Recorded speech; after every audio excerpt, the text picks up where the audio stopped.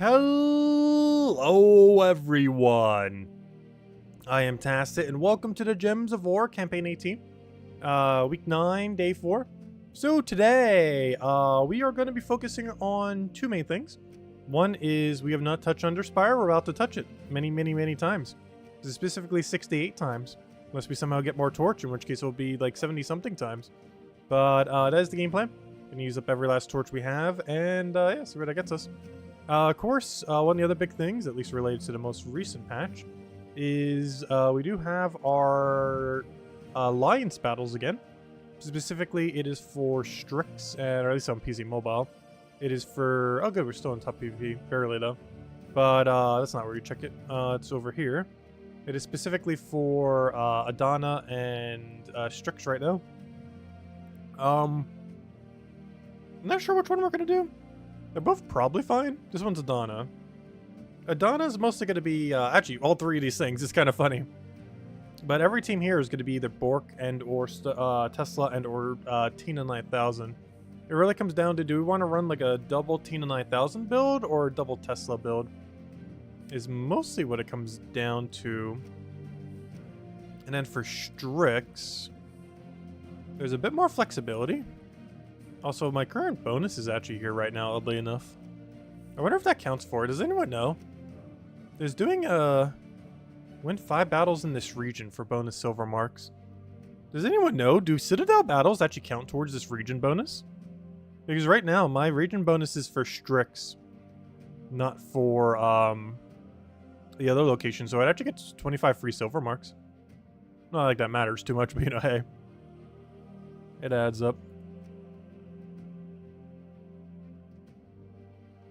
Interesting that people are still running Egress.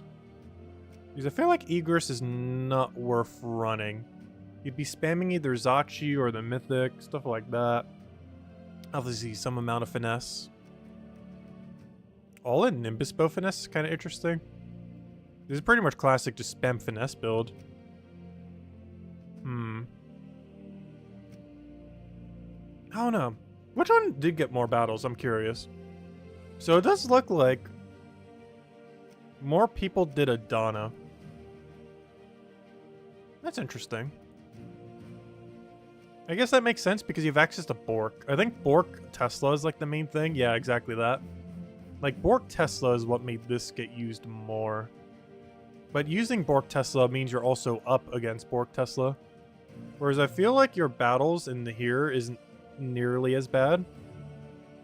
Plus our faction needs it more. Or alliance, I should say. Not like any alliance is going to come even remotely close to passing us.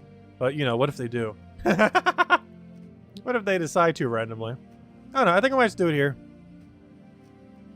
And it just comes down to what do we ultimately want to run. Which likely is going to be Ihi Cattle, Quetzalma. Do we go single finesse or multi?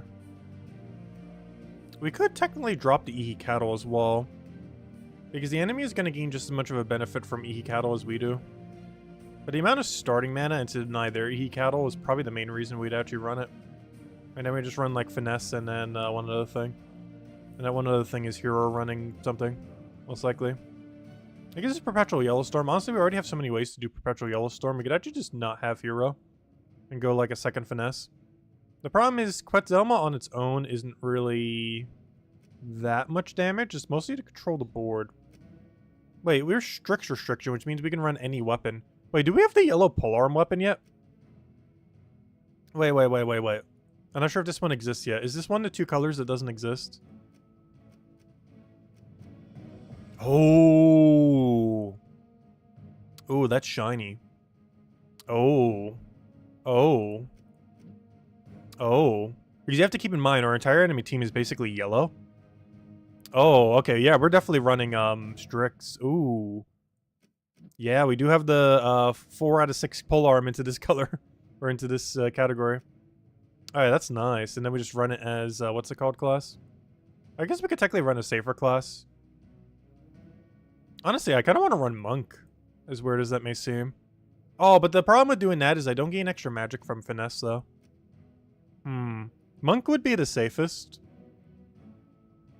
But running Stormcaller would be the most damage. By far. Do the team code, please? Sure, yeah, I can go do team code. I don't know, Storm... I guess we change hero class depending on what we're up against. This is a lot riskier of a hero class choice, but if it works out, it's just like the freest of wins. So yeah, we'll run it like this. It really... the only reason we would change hero class is dependent on what team we're up against. But against an average team, especially one weaker than this, it should be pretty free. Alright, banner. I guess yellow-green. We pretty much just want to go... What's your denial color? Blue? That doesn't matter at all. I'll try yellow-green and then we'll check yellow-purple. Yellow-green minus blue, sure. Alright, there we go. Yeah, I can go copy-paste this in the chat. Let's see. 4x Stricks team. Alright, there goes go. I posted it in chat. There it is. That's the team we end up running right here. Yeah, it should be pretty free if you have Doom Spear. Honestly, we could even drop Quetzalma for a second finesse. I'm mostly covering Quetzalma for the color coverage, as it does allow us to cover 2 more additional colors. But we could just drop it for another finesse if we really want to. Yeah, it should be the only weapon we need. Like, our whole team's gonna be pure yellow. Almost every enemy team we're gonna do is pure yellow. We're gonna be getting 16 gem spawn per cast. And even once we get a double kill, we're getting 12 gem spawn per cast. Like, this alone is just everything we already need. Biggest concern is, like, elementals and stuff doing freeze.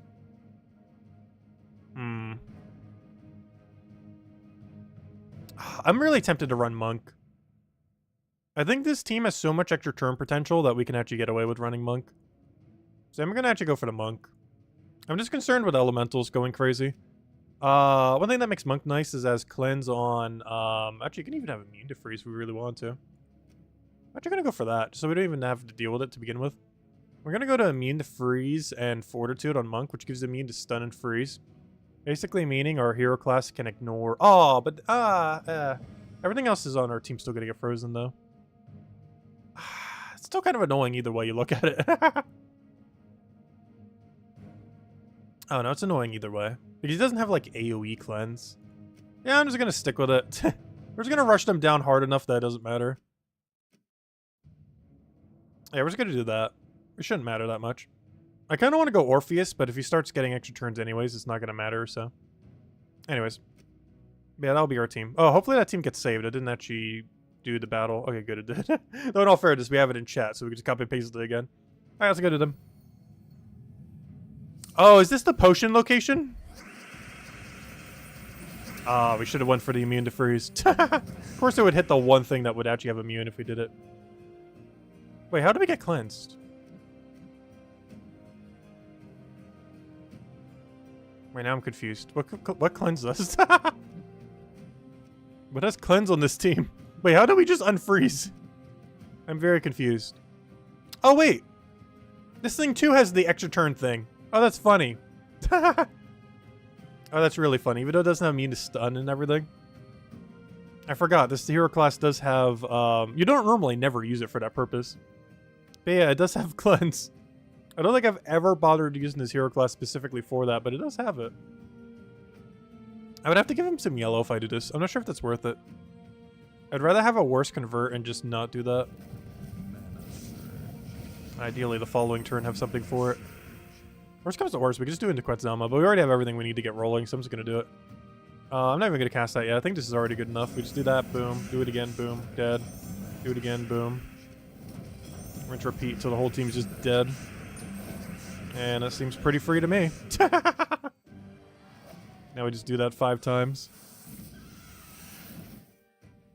Alright, we have a harder fight here. Should I go for it? It has Quetzalma, Infinite Loop with Wand. King of Ravens, what do you really do? It's a lot of mana drain. That's annoying if we fall behind. Like, we auto lose if we fall behind. It really comes down to what is starting board. I think it's still better to take a battle like this. Like, is this a little plus here? I'm still not sure exactly what this is determining. But if it's just that 1 CP number, it means very little. It is actually way more beneficial to grab the weaker fight. Because you'll still be able to get some extra CP from winning quicker and stuff like that. Plus you have almost 0 lose chance. At least comparatively to the other team. We do have some alignment, so I'm actually going to go for it, just so he doesn't get any value from it. And it's still turn 1, by the way.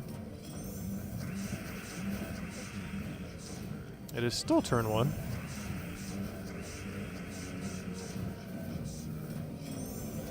It is not turn 1 now. There we go.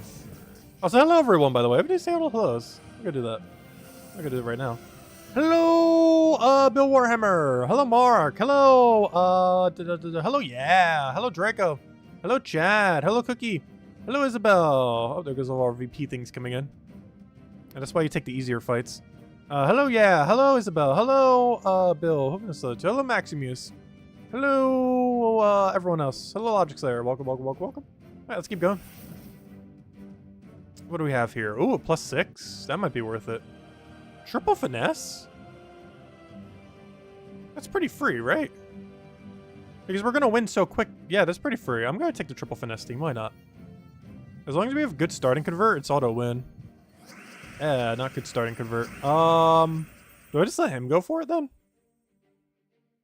I guess just let him go for it and then we take whatever the scraps are. Oh, this is so bad that this is 2 turns in a row where we're basically doing nothing. Because we're losing a lot of score for this. Yeah, is there 2 big nothing turns? Surprised he hasn't gone for his convert thingy yet.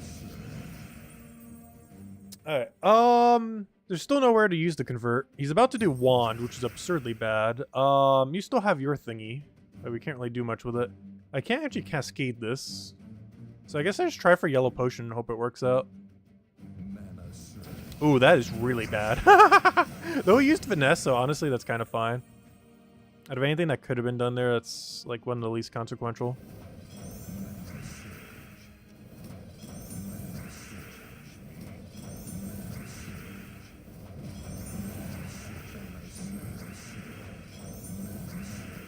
Does this weapon have silence on first slot? I guess that makes sense. Quite a few yellow weapons have that. Kind of forgot this is one does. There we go. I was wondering where that silence was coming from, but yeah, that's silence on first slot per cast.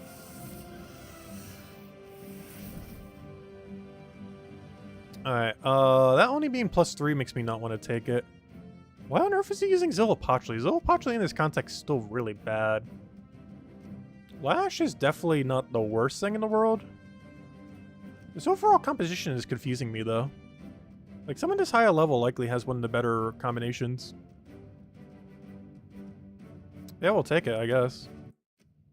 Team comp-wise is actually the weakest of the 3.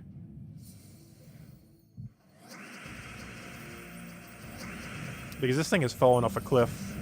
Like, this thing's just 1,000 times better than it. Especially in this context where it's basically pure yellow versus pure yellow. But in all fairness, this team's slightly less than pure yellow, but it's still pretty yellow heavy. As you'd expect from pretty much any Stricks team in existence. It's just a really yellow heavy typing.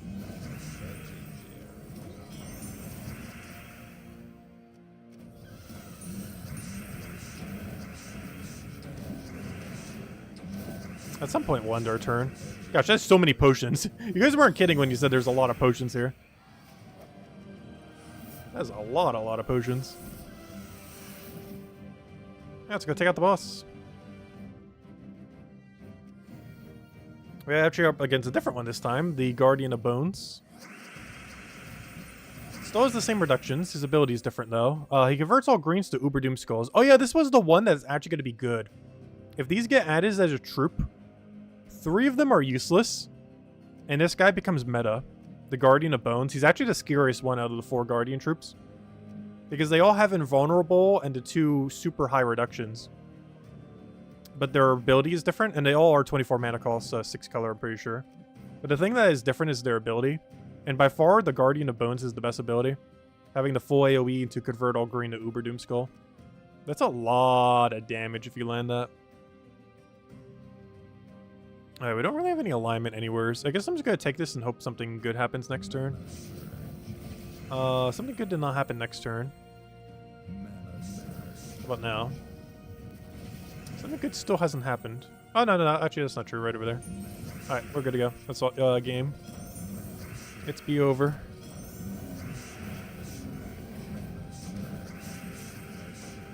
At some point we'll get a turn. Gosh, there's so many potions here. You even take a turn with how many turns are going on. Oh, I forgot. He has 1.5 billion reductions. We literally just went over that. He has every reduction. And he can't even stun it away or anything.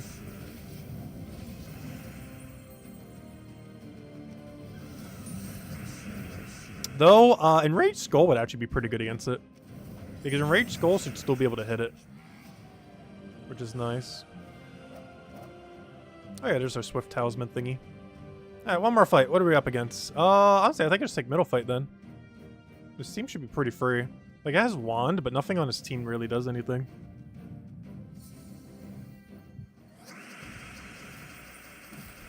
Alright, Frozen on first slot, but we have established that it does have Cleanse on extra turn. Unfortunately, this is a horrifically bad starting board. That isn't getting any better. Oh wait, we have alignment. I'm gonna have to take this just for the extra turn. And then we do this just in hopes that it does something. It didn't do... It did indeed do something. Alright, we'll do that. Do it again. Do it basically until it stops working. Alright, this should be... Yeah, it looks like it was pretty free running Stricks. You don't really even need Quetzalma, it's mostly just there for backup. Like, this weapon alone's like the full carry. Everything else is just there for support. Ah, there we go. How many points did we do? Actually, where did I check? 84. I felt pretty average. I think we hit like 88 last time. Like, average from the 80 to 90 range seems pretty fine. Oh, good. We actually did get our silver marks from that one fight. That's nice.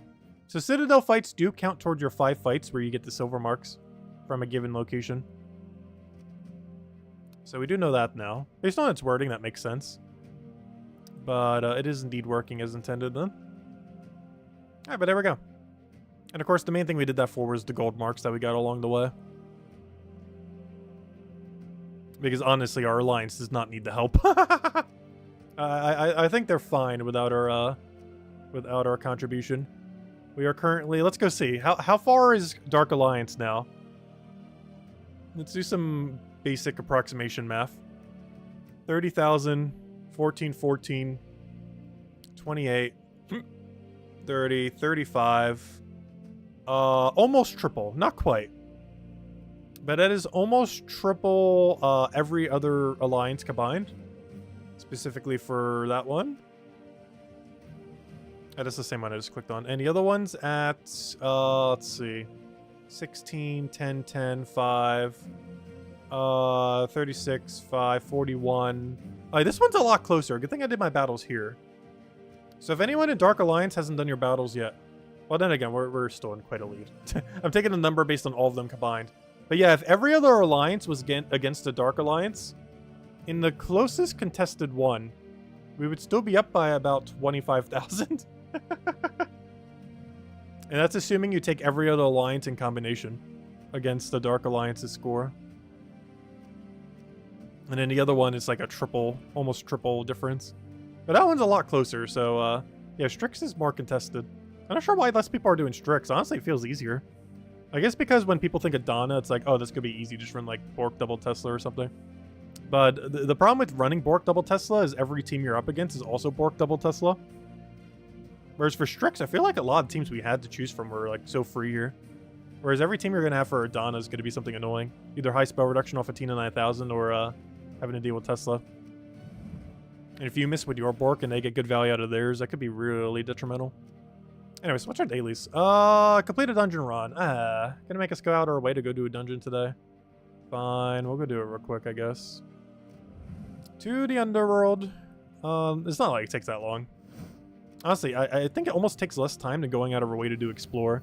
Like, whenever... I always, like, process that one as being an easier one. Just because of how quick Dust Devil team is. But it's honestly quicker to do 3 of these battles than it is to do 10 Dust Devil fights. Despite how quick Dust Devil is. What does Swift Talisman do? It's a talisman that if you use it on a battle, it gives everything on your team 50% mana start. It's actually pretty strong. But also, there isn't really much of a use case of, like, when would you really use it. But yeah, it's not that bad of a talisman. You can't even get it with money or, you know, through currency or anything. You can only earn it by, I guess in a sense you can get it with money, but you know what I mean. You only get it once every 5 fights during your alliance battles. But you only get 2 5 days out of a week, assuming you're not buying any. Which means you get 10 of them a week, essentially.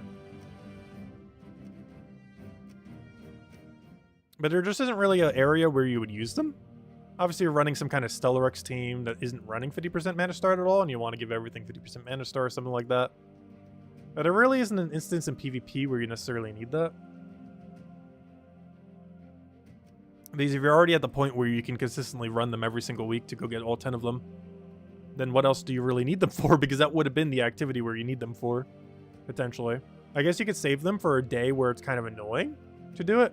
Like, let's say, for example, I don't know, maybe it's just like a green team. Like, you want to run Leprechaun, but you're not going to run a 50% Mana Star on your green day. So you want to give everything 50% Mana Star or something like that. Or maybe it's like a really, really annoying one that doesn't really have that good of an option. Like, let's say it's like Blighted Lands. And because you don't have any 50% Mana Start, you want to, like, use them then. I guess that would be the situation. You would do it on a given day where the restriction is just so absurdly bad. Like, let's say we had to choose between, like, Blighted Lands and, like, Drock Zoom. Like, you'd probably want to use the 50% Mana Start. Because otherwise your mana would just be so bad. How is Paper Mario? Really, really good. Just as good as I remember it. But yeah, we're currently through 2 chapters out of like 7 to 8 of them. I think there's like 8 chapters with how it technically works. Our plan is to basically do 2 a day. Is the game plan for that game. What am I doing here? Tuck Shaka? Wait, what am I even doing? Oh, Dungeon Battle. I'll use Tuck Shaka, why not? Yeah, 1000 Door was a lot of fun. We'll be streaming in the next 3 days until it's done. However long it takes. That's one nice thing about the Dennis thing getting canceled today. Is, yeah, we're able to do it on launch. So I'll actually have enough time to finish it by this weekend. There's just no way we don't get it completed within 4 streams. And then next week we can, focus on other things. Like figuring out what on earth we're doing on the Monday video explaining alliances. Because honestly, I still don't know how to do a video explaining this patch. Other than just like the bare bones stuff.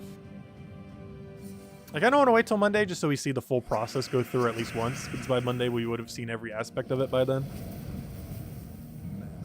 As well as a alliance actually winning.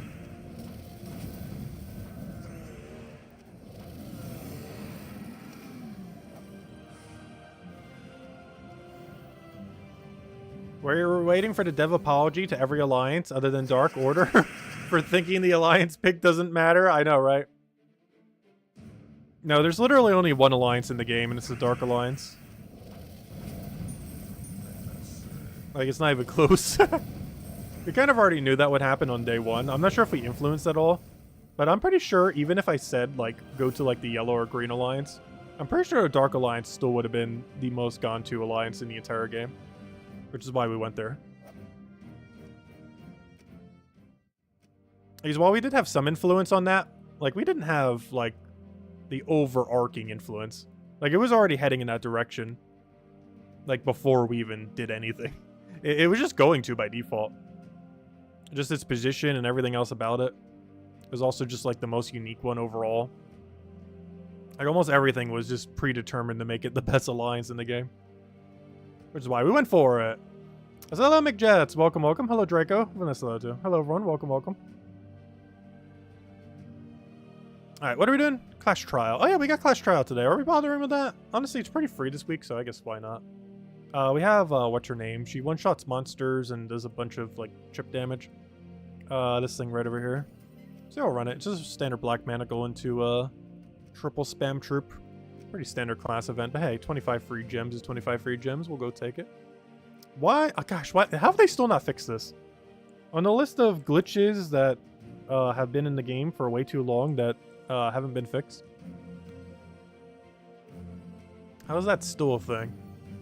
Like, they tried fixing something, and it never fixed it. Supposedly in the most recent patch, they finally did fix it.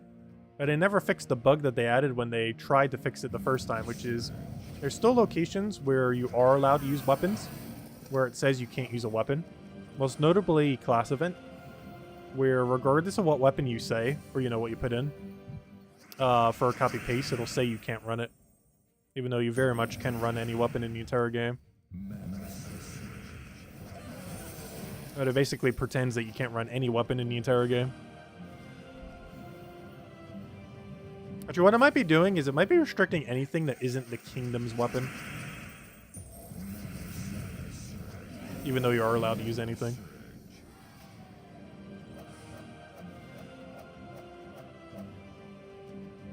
They might change it to random join rather than a chosen alliance. That basically means you would just have to keep rolling until you get the 1 in 5 chance to actually get into a Dark Alliance then.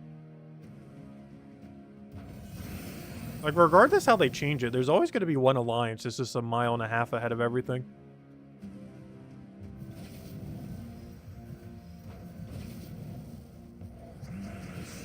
It just set up really weirdly. Like, I don't understand why they set it up the way they did. Because it's already predetermined that one alliance would be stronger than every other one by such a margin that everyone would just go to that other alliance. Oh, I'm taking mana as if I'm running the previous team. I'm taking like yellow, blue here as if we're running a Stricks team.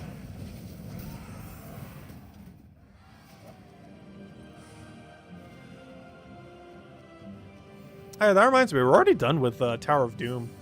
We don't even need to touch it for the rest of the week already. I actually love Tower of Doom event weeks. I wish more class events were like that, or guild events. Where it's super quick if you just communicate with your guild. Because the average weekly event, I feel like, takes on average to like Friday or Saturday these days. But for the entire history of Tower of Doom, if you're in a well-coordinated guild that's doing like at least bare minimum, like, you know, buying to the weapon, like, you're finishing within 3 days if you're not scouting at all.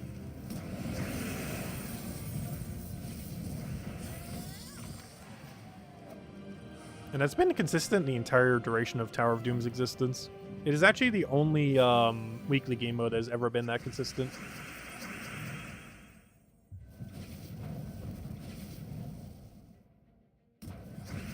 The only problem with this team is we have no good way of mana accumulating. He's gonna have to hope there's a purple or brown just sitting there. Also, I just realized. No, there's one. No, never mind, they're both there. I was gonna say, both the teams that this is good against aren't here, but no, they're both here, never mind. We got lucky. So the two teams that Gemhammer is really good against is the Corvash team that has 4 monsters because she does triple damage to all monsters. But the other one she's really good against is the Orc team because it has that 100% revive troop. And because all of her target is just really high hitting single target damage, it's really good at killing out that one troop. So we actually got both the 2 options that she's really good against this week. Which is nice because sometimes when we've had Drak Zoom events in the past, or, you know, Slayer class events, we'd have only 1 of them or even 0 of them. But this week we had both. So very convenient for making her just a little bit better. I'll try our luck on the skull. Didn't get it.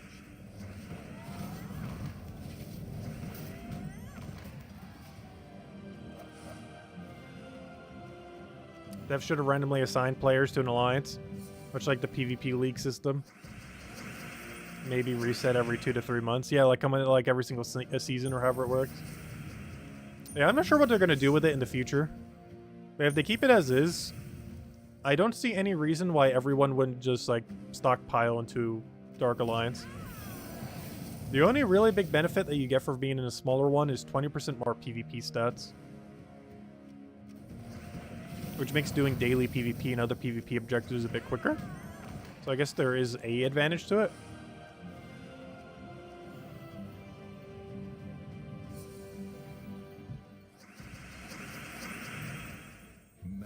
Oh, sure, we'll have to see in the future.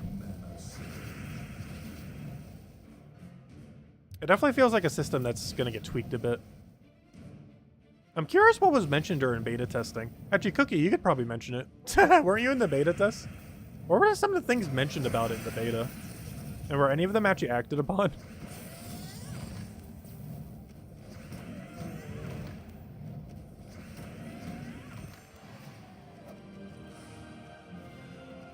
Like, just the way that it works structurally is just predetermined to have just one super alliance and 4 dead alliances. I feel like the alliance system could have worked if they only had 2 alliances. But 5 is far too many.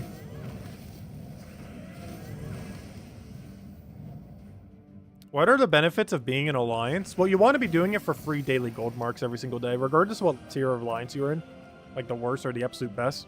You get gold marks every single day you do your 6 battles. And that's one of the bigger benefits. You also get passive silver and gold marks for staying within a single alliance.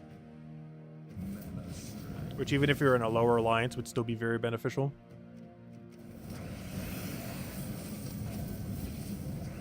But yeah, it's mostly just for more gold marks is the whole reason you would interact with the alliance system at all. And even the smallest of alliances would still gain those benefits. You just don't get all the weekly stuff, which I don't even know what exactly that full list of weekly stuff is, because I don't think they really ever said what the scaling on it was. Oh no, I guess we'll find out on Monday. Because that's the other thing I'm kind of confused about too. Is like there seems to be this big incentive structure to get capturing a bunch of alliances. But what kind of rewards do you get the following week for that? Because I know we get rewards, obviously, but I don't think it was really stated like numerically in the patch notes what numbers we were getting. So until we actually have our weekly reset, we don't really know until next week. Like, how beneficial is it being in Dark Alliance compared to a different one? Is it even that beneficial? Well, I don't know. We'll find out on Monday. Because I don't think we really know the numbers until Monday. Unless they're mentioned somewhere. I'm not aware of anywhere that they are.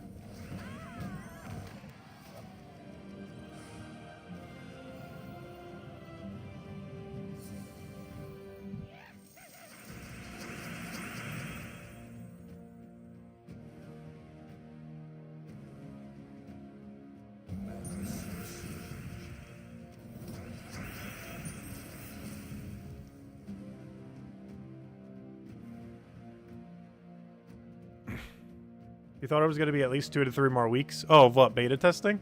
Oh yeah, they generally do pretty short beta tests. I think their average beta test is like 2 to 3 weeks, not even. Well, that was in the past. I'm not sure how long it is these days.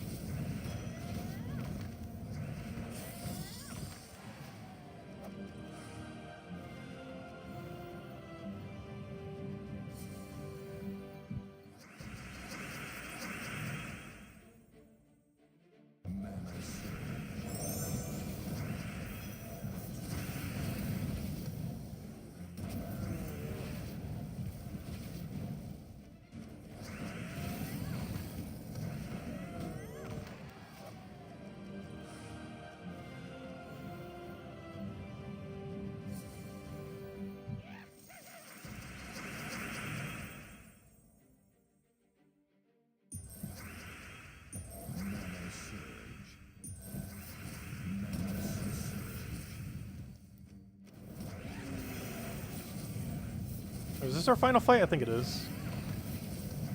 So we'll clear out the last of basic dailies and we'll go hand out code. I just realized there's one other annoying one we still have to go do. We still gotta go do PvP, don't we? Even though we did our Citadel fights and everything, I forgot. We still haven't actually done PvP. Which is good because I actually need to make up some points because we're actually starting to dip a little.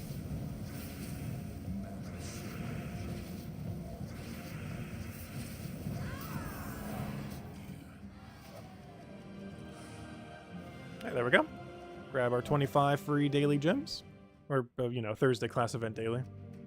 Alright, Venture Board. Do we have anything good? Oh, speaking of small handful of gems, we get another small handful from Venture Board today. Very nice.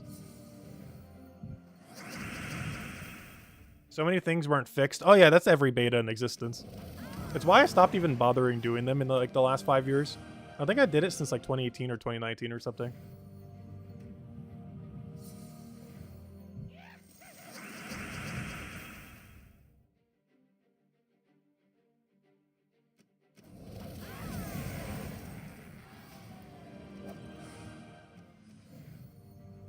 Like, I think realistically, during a given beta test, they do about 5 to 10% of the total feedback given, if even that.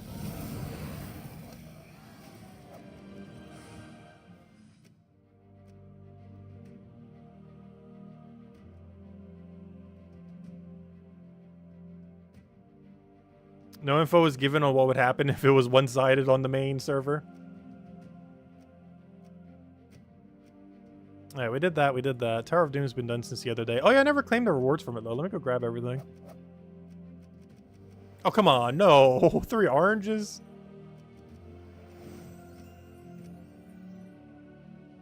Oh, so I haven't gotten any of my crowns today. I need to go do that. We'll get some of them while we're doing PvP. We can always just quick kill explore though. Anyways, what are we doing? Let's go to PvP real quick, then we'll hand out code, and then we'll mess with Under Spire the rest of the stream. We're going to be spending a lot of time in Under Spire today. I'm not sure if I'm going to do the whole stack, but I do want to do a good majority of the stack tonight. Because what's the event this weekend? Bounty Hunter, right? I think it's Bounty Hunter. If we can see that in-game if it is Bounty Hunter. Bounty Hunter takes like no time these days. So we'll easily be able to get some of our Under Spire done this weekend if we want to spread it out a bit.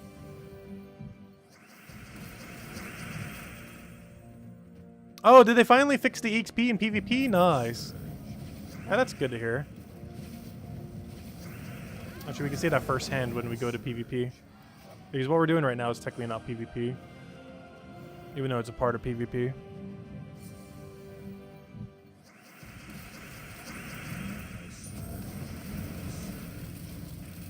Because I don't think the XP was ever broken for this thing. It was just for PvP specifically. So 2 more fights and we'll go check if they actually fixed it or not.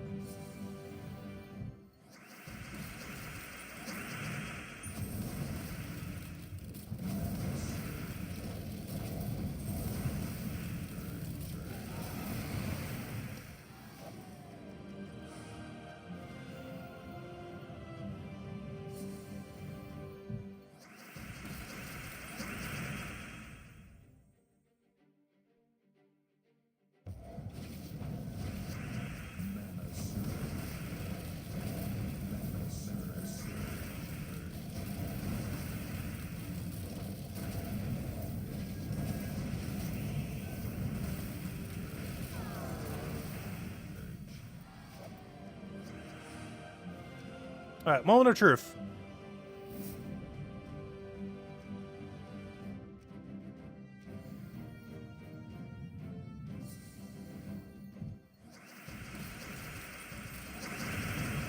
Have they fixed EXP?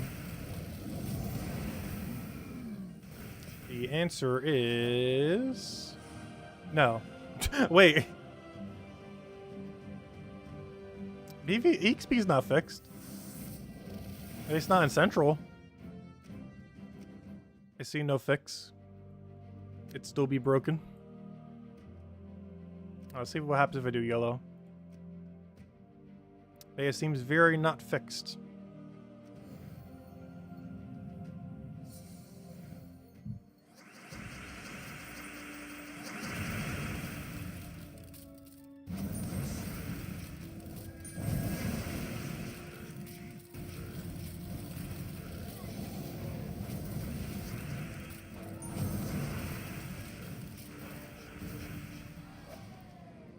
Yeah, PvP XP is still not fixed yet. Sad. We'll probably get around to it by this weekend or something. But yeah, the incentive to do a lot of PvP is definitely a lot lower, so we're just going to get our 3 Hawks and Bale. Because we basically get 0 XP from PvP right now.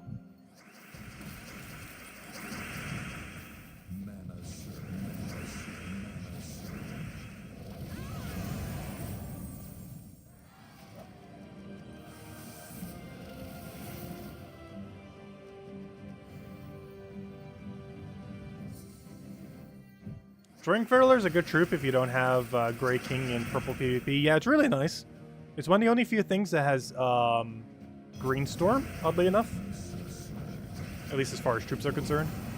As well as having Silence Explode, which is pretty potent if the enemy has no way to cleanse it off. He's actually among one of the better silencers in the game. The OG silencer of Silent One is still like the absolute best.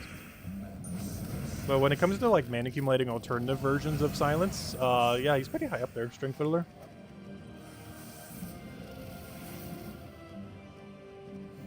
I'm still surprised they haven't been bold enough to add a mythic, or even legendary, but it'd probably be a mythic, that has the ability to extra turn on silence, or, you know, yeah, to silence on extra turn, while also having a gem spawn ability.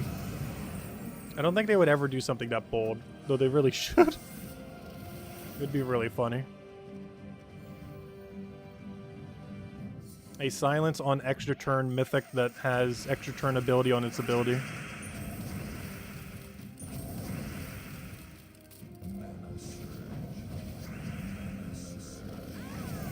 Possibly even more silence on his ability. It would probably have some kind of boost ratio thing, or just hit like a silenced enemy for a lot of damage.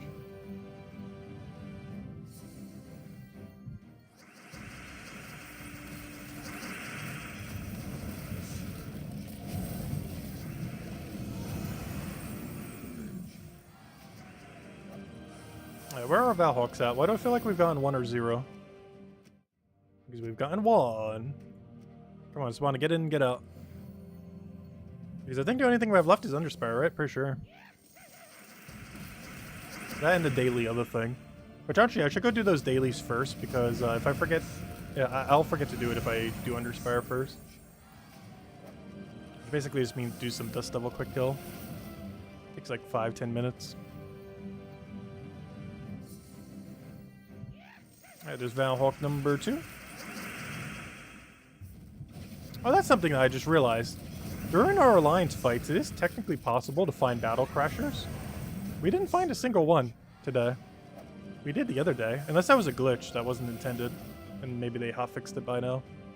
But the other day, on Tuesday, we were getting Battle Crashers. Like, you know, for the daily 10 that we have right now. We were getting those in our Alliance fights. But today, we very specifically didn't get any. I'm not sure if that's just a lack of luck or if they hotfixed it. Oh no, did any of you see a Battle Crasher in your Alliance battles? If you hadn't already done all 10 yet? Because we saw 0 today in our 6 fights. Despite the first time around seeing it like twice. Could just be that we got unlucky though. There's no way I'm about to die to a Beatrix that does 1 damage per cast.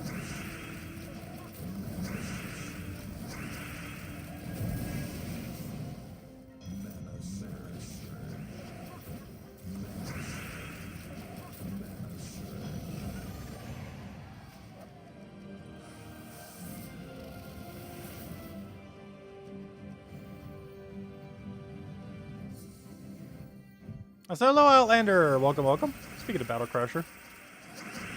I'm looking for Valhawk, not him. I assume Valhawk has priority over him. So given that Valhawks are relatively new, I wouldn't be surprised if that thing actually has priority over the Valhawk. Which would slow down this grind if so. Because I know Valravens have priority over Battle Crasher, but I'm not sure if they coded Valhawks to also have priority over Battle Crasher. But then again, can't they happen in the same fight? Because then, can't Gnomes and Valhawks happen in the same fight? So maybe Battle Crashers and Valhawks can also happen in the same fight.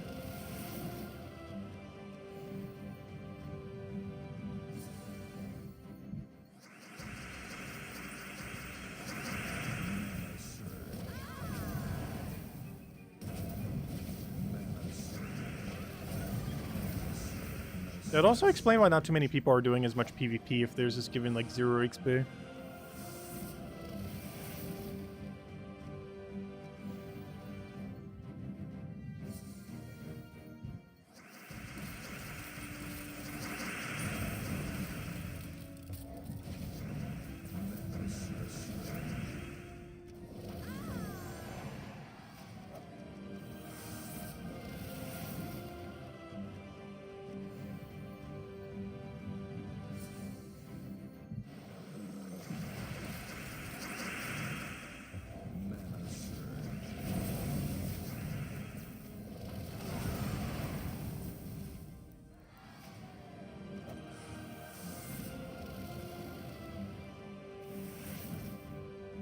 Yeah, they can definitely be together with gnomes. I just haven't seen them together with a battle crasher. But yeah, I've definitely seen it multiple times where a Valhawk and a gnome are together.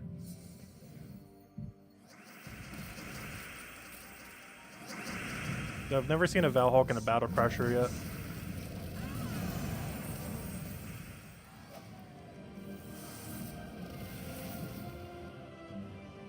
Actually, one thing that's kind of funny is if they can happen at the same time, there's a small chance that the battle crasher could actually replace the Valhawk.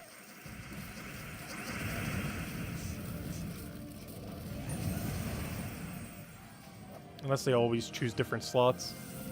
Because normally the battle crasher happens after the fact and kills one of the 4, you know, troops. But there we go. Alright, we're done with PvP. Got our marks. Got a solid score. Oh, solid enough. Alright. Obviously the alliance is good to go. Don't really need to do anything with that. Alright, let's go get the rest of our battle crashers done real quick. I only have 2 out of 10. So let's go finish those just with some quick Dust Devil. Then we'll hand out code, and then the rest of the stream, we're pretty much just doing Under Spire the rest of the time, though. Seems like a game plan. I'll run Dust Devil until... You know what? Yeah, we will. I'm just going to run an XP booster on this. Might as well. Since we're not going to be running on PvP or anything. Because the amount of time I'm going to have to do it is already going to be like 8 minutes or something anyways. Might as well do it here. If we're going to be Dust Deviling anyways. If I could find where my Dust Devil team is. There we go. Because we're not going to be running in PvP anytime soon.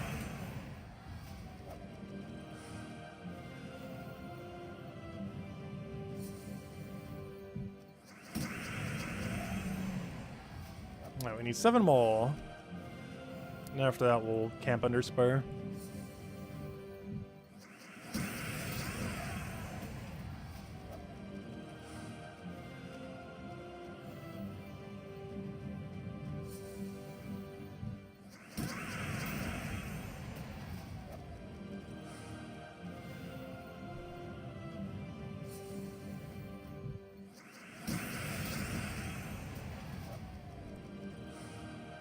No, I do not want a genie.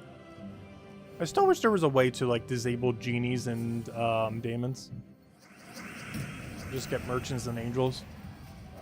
Even if it caused the merchants and angels to happen half as often, it would still be worth it just to not have to keep clicking through daemons and genies every single time. They're so annoying.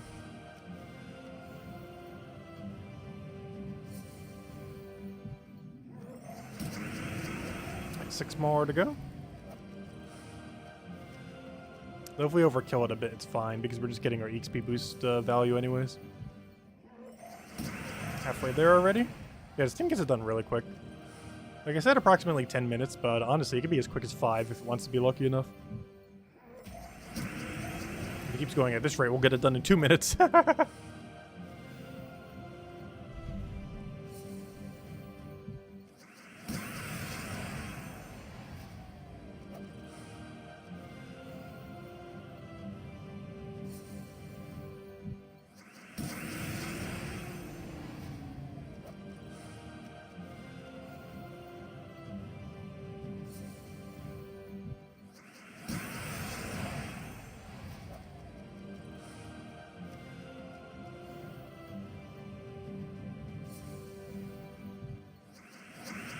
I don't know, is it tied to your alliance at all?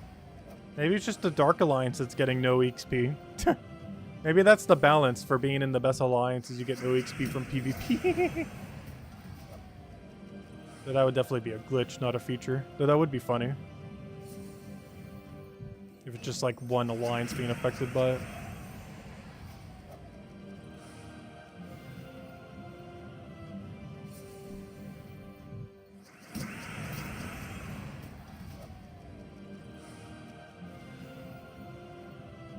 Speaking of which, we are getting our double XP, right? Let me go double check. I'm like so paranoid now, like, are we? I know for sure we are because we were earlier. Yeah, we are. 220. That is exactly how much we should be getting because we're normally getting 110 by default with all of our bonuses currently. So 220 checks out. Oh, merchant. Anything good? You were selling... Oh, purple deeds! Good thing we didn't mash click. That's the best D type. That and Ritz that can go into any, aka purple.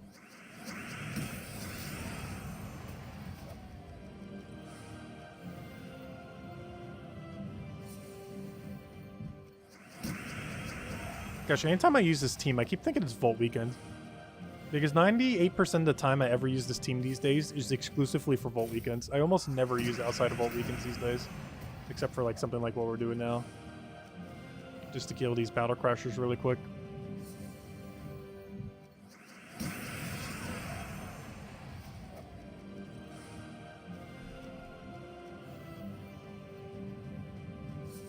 Oh, you are in the Dark Alliance. Okay, so it's not an alliance thing then. Yeah, I'm not sure. All I know is I'm getting 3 XP per PvP fight, which is definitely not normal. Alright, one more to go. And then we'll hand out code, and then we'll camp Under Spire. Yeah, I think I'll only do part of Under Spire tonight. I do want to go do it a good chunk, though. Let's see, how many days do we have left? Today's Thursday.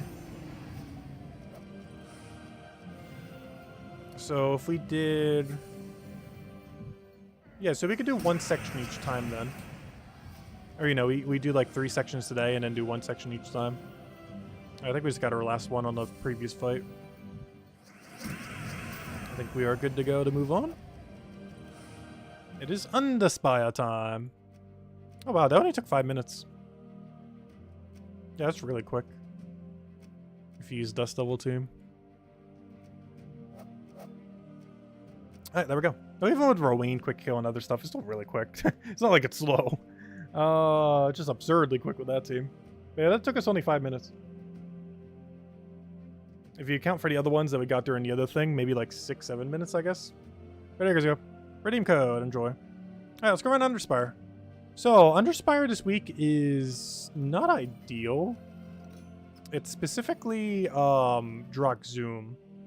Druckzoom's not bad, necessarily.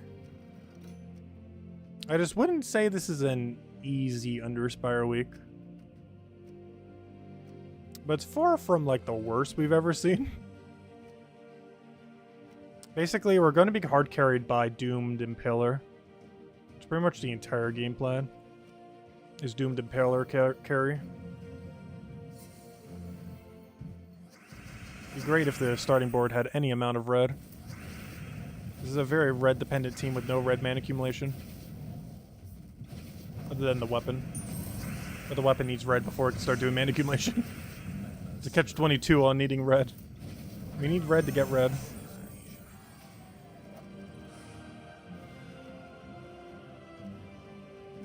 Oh yeah, since I accidentally didn't use my lantern last week.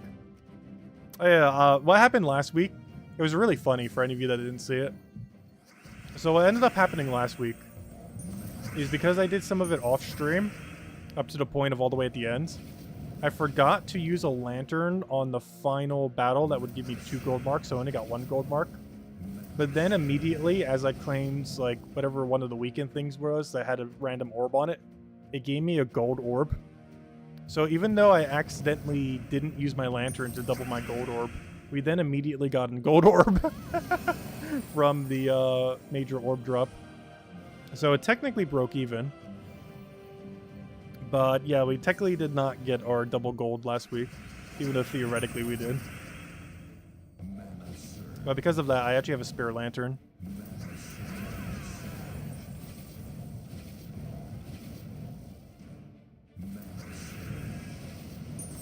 We gotta figure out something for mana accumulation on this team. We can't be this dependent on reds on the later fights.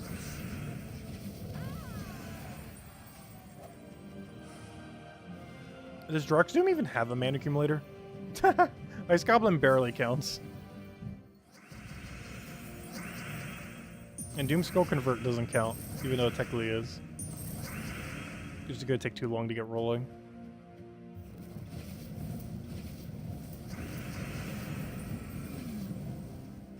With all the mana accumulators out there, I'm still surprised some kingdoms have none. Let's double check. Are options really that bad? Let's go check. One of the worst mythics in the entire game. Doesn't accumulate mana. Not worth it. Not worth it. Doesn't accumulate mana, not worth it, not worth it, not worth it, not worth it, not worth it. Does accumulate mana, but in a way that doesn't help us because it doesn't create red.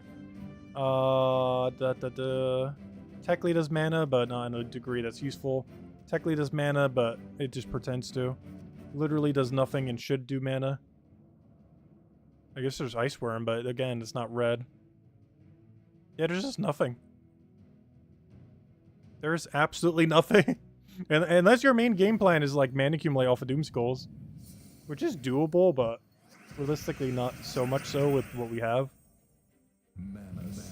Like Glaceon would be our closest way of doing so, because it actually has double convert. So it's not just the Doom Skulls that you're getting mana from.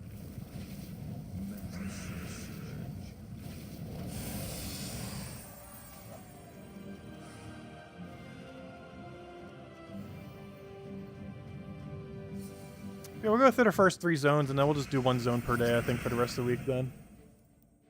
I think that'll be a nice mix for it then. Is how we would get way too tired of this team if we ran every battle we have right now. It's definitely not the worst week we've ever had, though. Like, this weapon alone is enough just to hard carry the whole place. Like, this weapon basically is the kingdom at this point.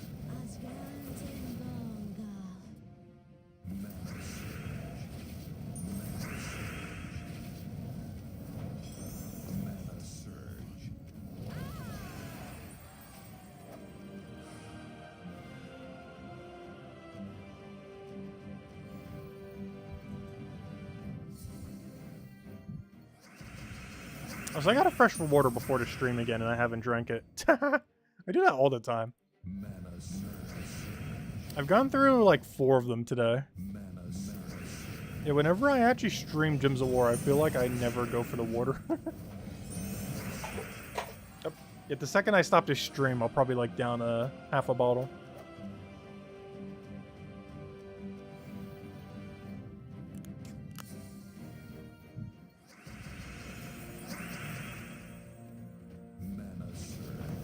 Also, my throat is going to be so sore after reading through the entirety of Thousand Year Door. Because we're only like 1/4 through the game right now. And there's a lot of dialogue. Well, luckily we're past like the super dialogue heavy point since we're past the tutorial and everything else. But there's still a lot of dialogue. Also, our wonderful, horrible voice acting.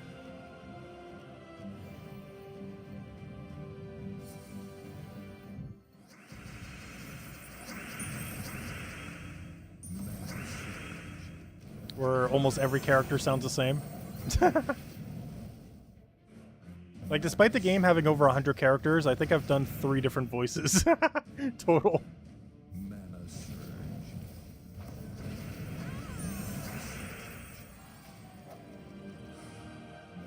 Oh, Mythic Room. In Zone 1? I know it doesn't matter. This is something I've mentioned a couple times. But the area you're in, to my understanding, has no impact on the rarity that you find.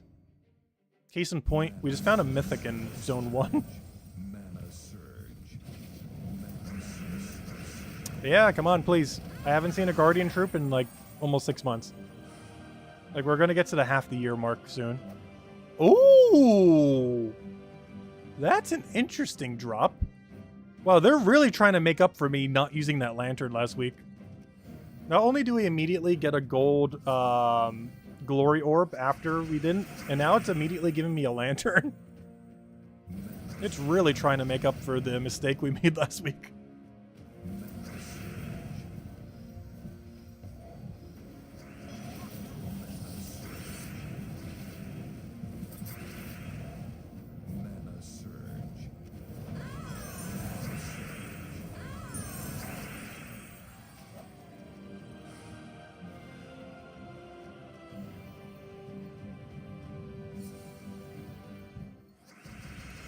I almost forgot. Lady Sapphira has actually had its ability reworked.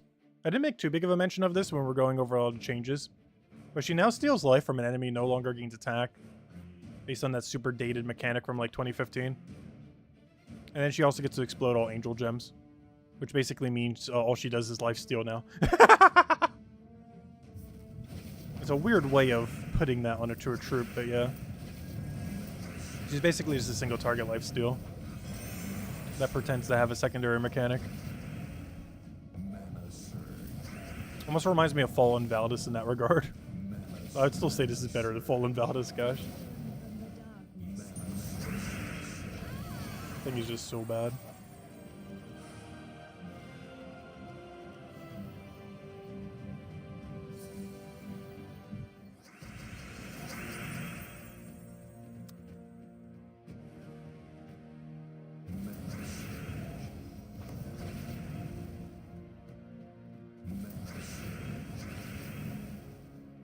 At some point we can get value here. The struggle of trying to take like 2 red pairs is very high. I guess the alternative is we try getting blue mana. Alright, this is double dead end, but zone 1, so I kind of want to go for it. Hello Anderson, welcome! Only this week you discovered lanterns using Under Spire, double the rewards on bosses. Yeah, it's really useful for that. I actually wasn't using for that, like the very, very, very first instance we ever bothered with them. But, yeah, ever since we have been, of course. But yes, you should always be using it on the boss rooms. Specifically the 4th and 6th boss. The ones that drop silver and gold medals. Because they are by far the 2 most beneficial.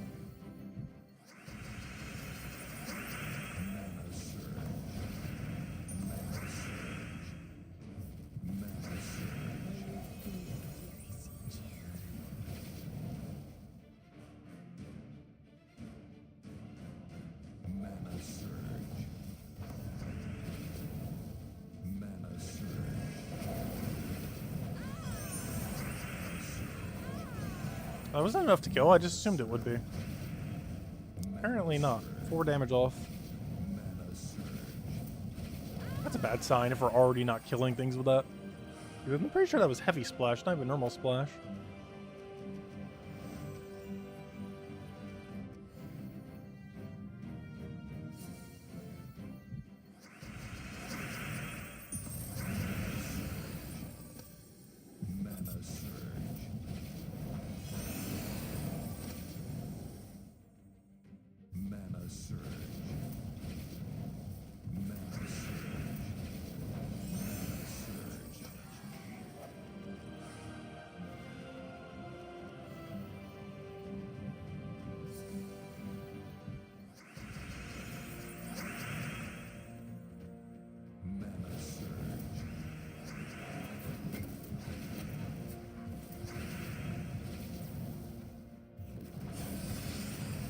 Honestly, at this point, I think running a Red Storm hero class might be more mana than starting with 50% mana start. I'm not sure how that would be the case, but it sure feels like it would be. Because you have to keep in mind, even when you're not running 50% mana start, you're still going to have 20% mana start. So it's only a 30% mana start difference.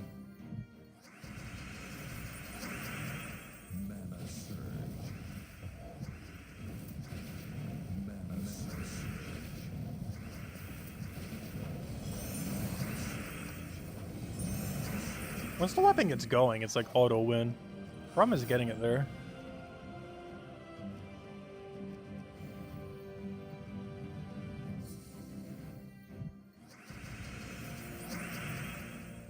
But yeah, these polearm weapons are kind of insane. I can't wait till we have it for every color. We will by the end of July. By like mid-July, we should have every polearm doom weapon. And then come August, we should be getting whatever the next category of Doom weapon will be. Which hopefully it's a good one. We've been honestly getting some pretty solid Doom weapon categories lately. Particularly the most recent one. I'm curious to see what the next one might be. Honestly, it's probably already in the spoiler thread for Terran's World already. I haven't bothered checking it since the patch. It's probably already there.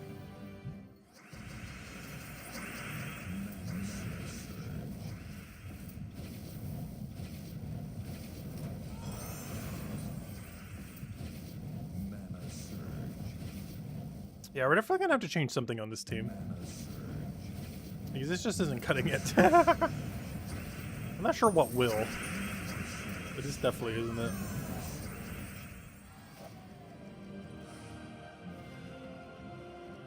You know what I almost want to go do?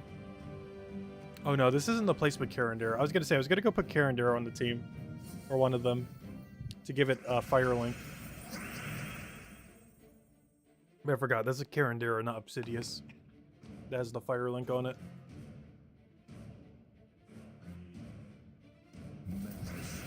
Oh, let me go double check. Is there anything in this entire kingdom that has fire link? Because I'm about to run like Red Storm Hero class with Sunspire into like 3 fire links. Regardless of how useless the troop is. I don't think this place has fire link though.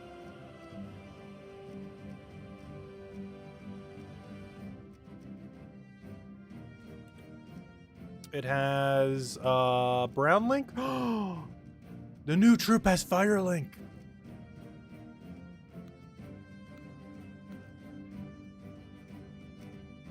I wasn't kidding.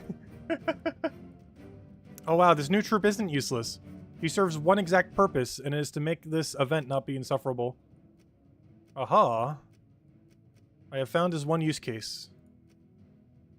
This exact instance right here. There we go. Problem's somewhat solved. This doesn't fix every issue. But it fixes some of it. There we go. Look how much better that is. Unfortunately, his ability does nothing. And if Hero dies, we lose our entire team. But we just gotta make sure that doesn't happen. That's a later problem. Once we get to the deeper zone, we will have to restructure the whole team again. Yeah, you can also use this exact same thing for the class event. True, that is true. You have to use dwarves from Drakzoom, and this is a dwarf from Drakzoom. So yes, you can also run this exact team for the class event if you wanted to. Because everything about it also works for that mode.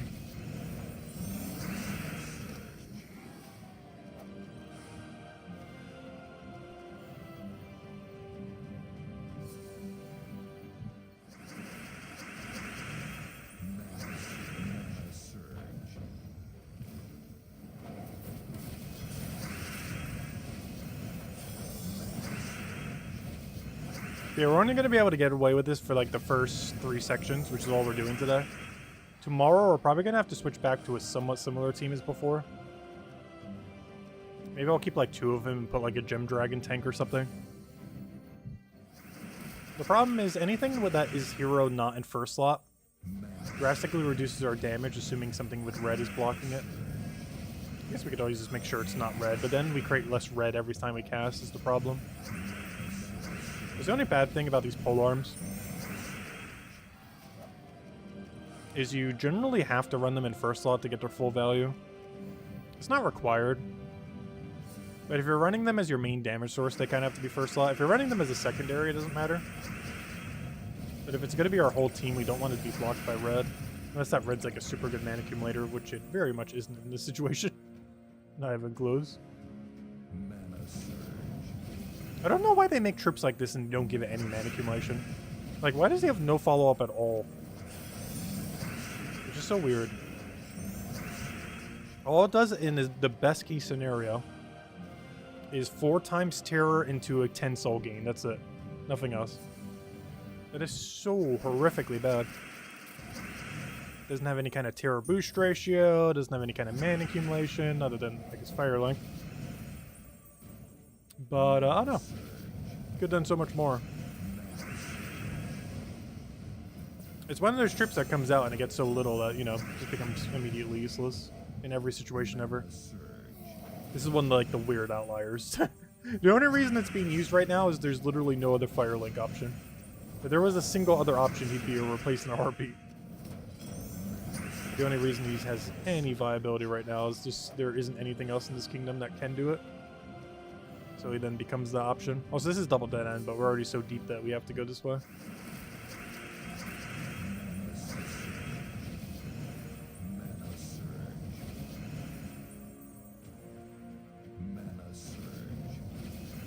He's great for farming souls. He doesn't even do that quickly, though, does he? He only gains 10 per cast. And with no extra turn follow-up, that means you have to cast them 4 times, losing your turn every time. There are a lot of things that can gain max souls and extra turn.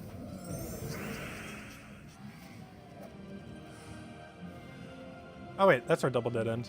Oh, this could actually still be the path then.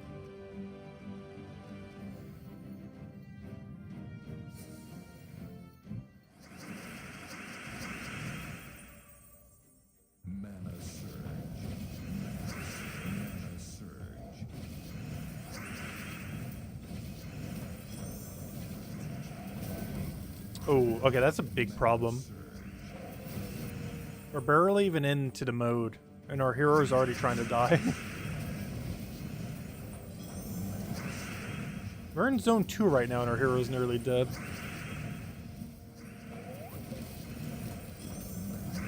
That's one issue with this hero class combined with this weapon. Is we get to entangle first slot, which is great. However, this thing kills first slot very quickly.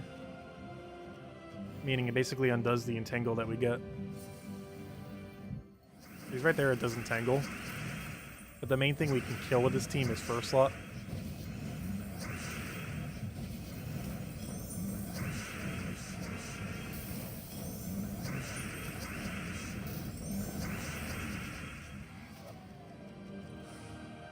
Alright, there we go. That's double dead end for later. Alright, let's keep moving. We'll go through one more section for now. And then tomorrow we'll need to completely restructure this team in a way I do not currently know how we're going to. But we'll figure it out tomorrow night. So for now, this is perfectly fine. Honestly, it's probably not even going to be that big of a change. I'll probably just put like the Gem Dragon back or something. Just so when hero inevitably dies, we have a backup.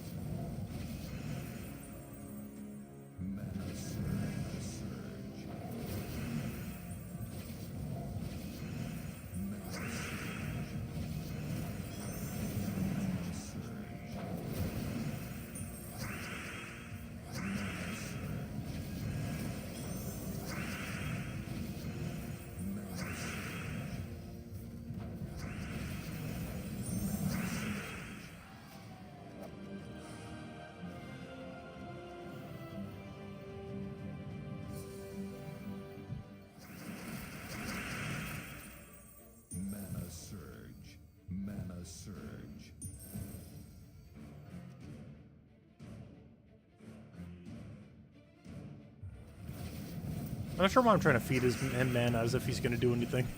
I took blue there as in, oh, he used blue, I should go take blue. But I'm now realizing we only use one color.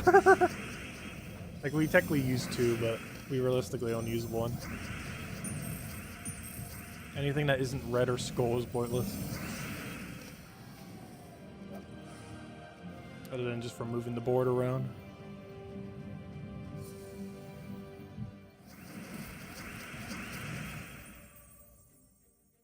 Yeah, the Hell Soul place is pretty nice. The AoE legend that you get there is really good for bursting. Also, even just like the OG good mana or soul accumulators too, like Valkyrie. Valkyrie is like the OG really good soul mana accumulator. It's only a rare. It's really accessible. Even at a lower magic level, even if you're only getting like 5 or 10 souls per cast, it's still worth it just for how much extra turn potential she has.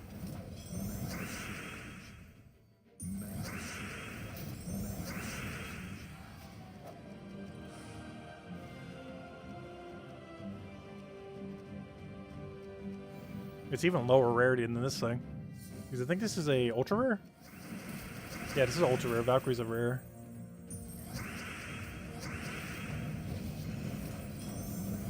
Obviously right now this guy's really easy to get because he's the current event. But in the future he'd technically be harder to get.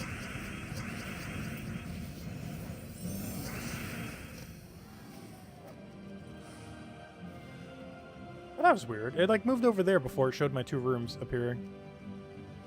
Oh no, we got a double 63 path. Why would you do this? Why would you do such a thing? It almost looks like it's going into fork. Normally fork is always double dead end. Or not necessarily a double dead end, but you know, each part of the fork leading to a singular dead end.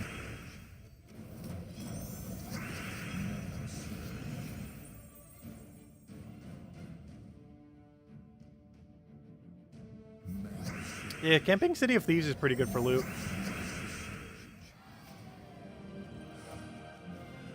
There's a lot of good treasure rooms.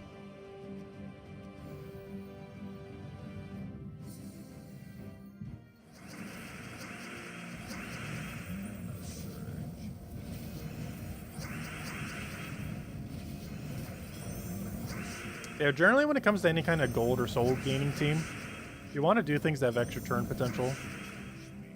Technically every team in the game you would ideally want to do that for. But gold and soul troops in particular.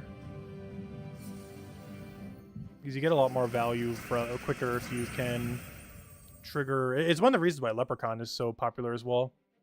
Aside from how good it is at mana accumulation, it's completely free in combination with how much he does. Like you get just an extra 20 gold every single time you cast him. On top of really good extra turn potential, on top of some of the best mana in the game. Things like those are some of the main things you want to target.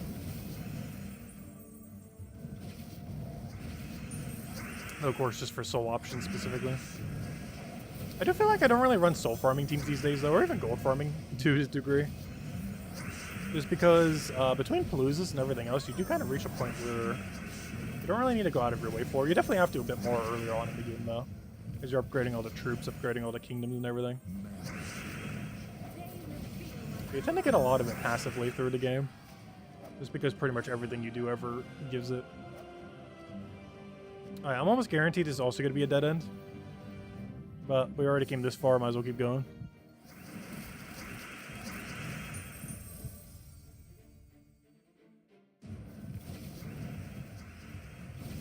How many Under Spire Sentinels do I have? 2. We have not got one in 5.5 months. Like, the last one we got was either the end of December or absurdly early January. I've lost track because it's been so long. But we're almost at the 6-month mark of not getting a single troop from Under Spire. Not even a repeat. So you know when we finally do get one, it's going to be a repeat. But we haven't even seen a repeat yet. Like, when I say we haven't gotten one in 6 months, that's including if we've gotten any repeats, of which we've had none. Like, we've had none. Not like no new ones. No, literally 0. Not even a repeat one.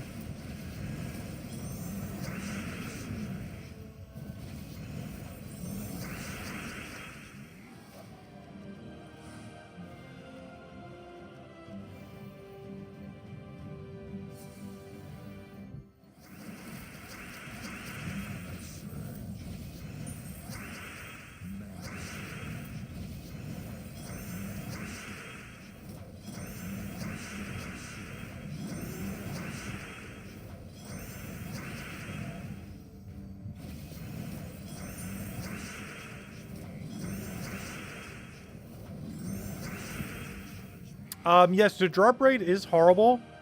However, we are absurdly over drop rate. Like, we should have at least 4 or 5 by now. As we have 2.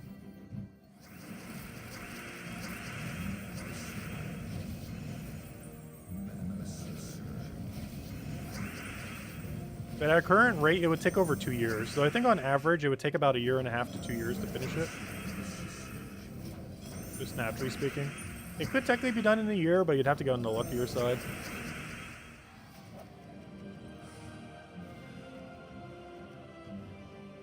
And that's assuming you're spending like 1,000 gems every week on the mode. Which obviously newer players and even some mid-game players likely aren't doing. This late in the game, you definitely have the gems to do so.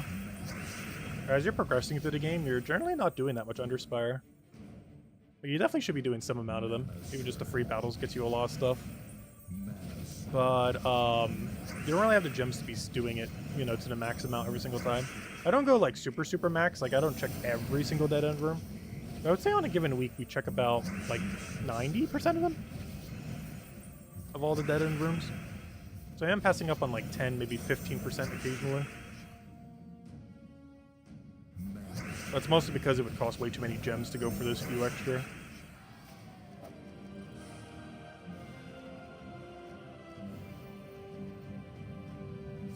We're making up for it by getting lanterns. I've only ever gotten 2 lanterns from dead end rooms. One today and one like about a month or 2 ago. It actually took us forever to get our first lantern. I believe they only drop from mythic rooms, which is the reason why they seem so rare. I don't think I've seen it drop from anywhere that isn't a mythic room. So it might be that you require a mythic room to even see it. Which is why they seem so rare.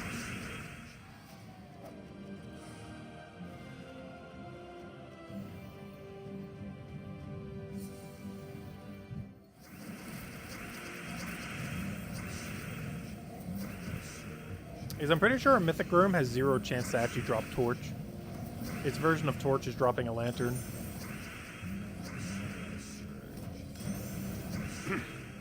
Which means we're still on that lantern streak then. I mean, the torch streak then, I mean. Because lantern is just the mythic room version of torch. Though luckily a lantern's obviously way better than a torch. By quite a margin. Due to its double loot properties.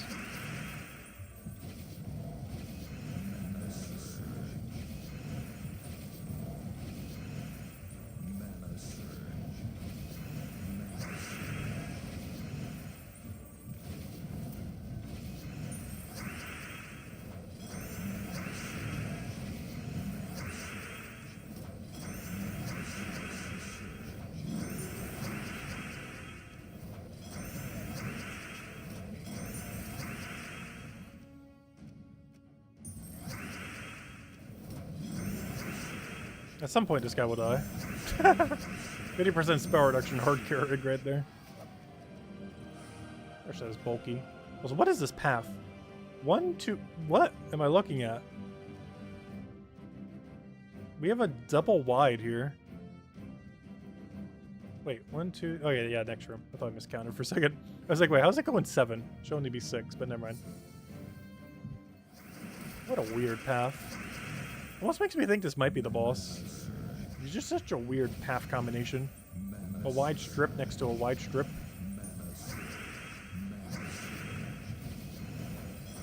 It's not normal pathing right there.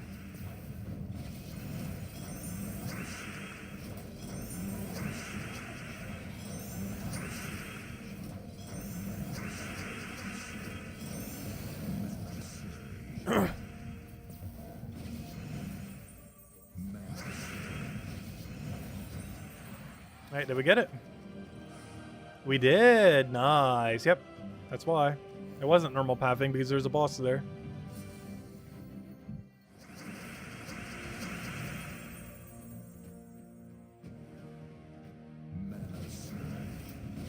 Yeah, Under Spire Sentinels were definitely made way too rare. I'm not sure why they made them so rare.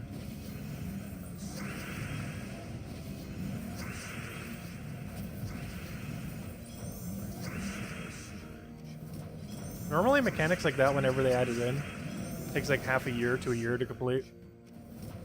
But the way that they did it for Underspire troops, it could easily take over 2 years if you get unlucky enough. Even longer. It's actually in the current state of the game one of the longest grinds possible. Well, it's because it's time gated how much you could even do per week. Even if you threw infinite resources at it. Alright, there we go. Alright, that's how far I wanted to go today. We got our first 3 zones. Then Friday we do the next. Saturday, Sunday, boom. That's it. Easy as that. Alright, anyways. We'll be calling it for now then. We will be back tomorrow for, I guess Bounty Hunter. Because we have Bounty Hunter Day. Right, Bounty Hunter, where's Bounty Hunter? Yep, Bounty Hunter in 5 hours, 31 minutes. I believe the troop we're getting is completely pointless. As is most Bounty Hunter troops, but obviously you have to use it for the game mode to get max points, so we'll be doing that tomorrow. I might do all of it tomorrow. Maybe we'll spread it like to 2 days, but Should be able to get a good majority of it done tomorrow, if not all of it. And yeah, go from there. That'll be the game plan. Focus on Bounty Hunter. Obviously, we will have the new mechanic from the most recent patch tomorrow as well, with the new PvP system thing. Specifically, actually, what are the 2 locations that we have? I don't think I bothered checking.